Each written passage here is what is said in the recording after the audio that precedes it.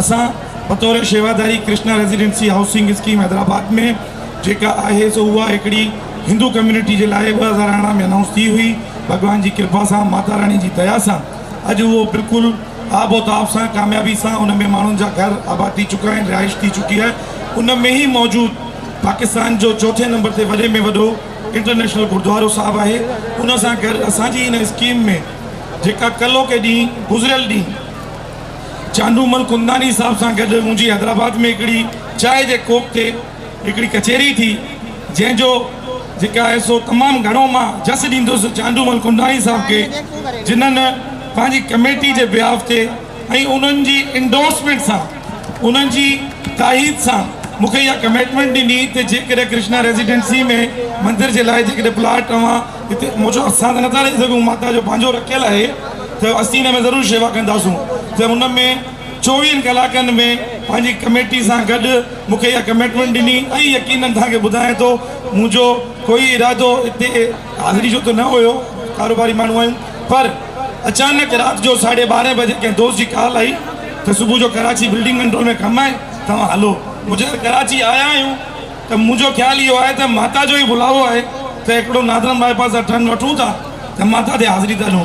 त मां इन लाइक़ु इन क़ाबिल कोन आहियां इन शक्ति आस्थान पेट ते, त मूंखे जिन लफ़्ज़नि सां ऐं जिन शब्दनि सां तमामु मौजूदीन ऐं माता जे शेवादारनि मूंखे नवाज़ियो आहे। मां गुनहगार आहियां, तव्हां सभिनी खां इहा अरदास दुआ कंदुसि त भई महिरबानी करे जेको हैदराबाद में मंदरु ठहणु वञी रहियो आहे उहो हिंगलाज माता सेवा फाउंडेशन जे तरफ़ां उते तमामु तामीराती कमु कयो वेंदो। उन सां गॾु कृष्णा रेजिडेंसी जी इंतिज़ामिया, उन्हनि जा तमामु पार्टनर्स ऐं मैनेजमेंट असीं मालकान तमामु तरीक़े जो साकार कंदासूं तन मन धन सां। तव्हांजे लाइ हिंगलाज माता जो मंदरु हैदराबाद में माता रानी कंदी तामीर थींदो, भले खां भलो तामीर थींदो ऐं जल्द अज़ जल्द तामीर थींदो। ऐं वरी बि मां जस ॾींदुसि वेरसीमल साहब के ऐं चांडूमल कुंडानी साहब के, जंहिं मूंखे हिन लाइक़ु सम्झी हिन स्टेज ते हिन मंच ते घुराए ऐं एतिरी इज़त बख़्शी।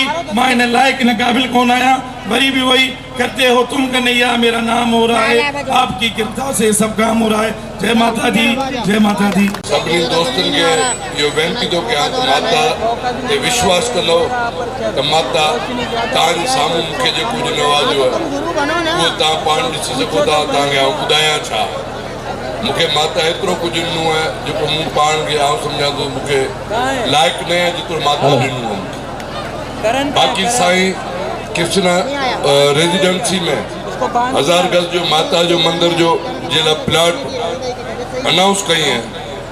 आउं माता जे मंदिर ते मुंहिंजे पुट जे तरफ़ां MP अनिल कुमार जी तरफ़ां उनखे 4 दीवारी जे लाइ 50 लाख रुपए जो ऐलान करियां थो। माता जो पुजारी है, पुट के बेनती कंदुसि पर हू पाण ई माता जो पुजारी है, इनखे 50 लाख रुपया माता जे मंदिर जे लाइ